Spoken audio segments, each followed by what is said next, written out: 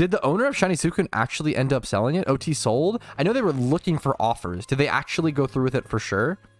Do we know what it sold for? That's actually... I'm so curious. I really hope the public knows. That would be so interesting if we actually knows what the Shiny Suicune sold for.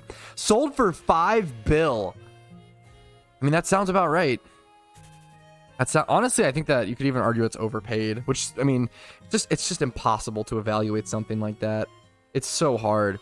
Is something like that rarer than a secret shiny Shedinja, for example, which secret shiny Shedinja I think is valued at around 2 to 3 bill.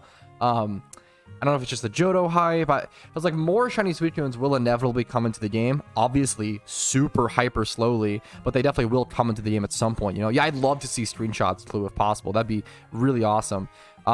Shaman is definitely going to end up being worth more than that. If anyone ever gets a shiny Shaman, that will be worth way more than the Suicune, probably 2 to 3 times as much, which is hilarious to think about. Imagine the person like uses the shiny Suicune as like a barter tool and to like help trade for the shiny Shaman. Once the shiny Shaman is eventually achieved, that would be the true shiny trade. Here it is for those who are wondering, the shiny Suicune sales proof screenshot. Someone say they bought it as two people bought it together. Teresa, the owner of the party hat, which I didn't expect.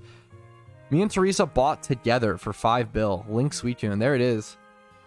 Wow. I did not expect. Wow. That's just shocking. Honestly, if you're gonna sell any OT shiny, I kind of respect selling something like this to where you're just set for Pokeyen for life. I mean, more power to them. I'm mostly just shocked that people bought it together as a duo. I know Teresa is someone who like wildly cares about preserving PokeMMO history.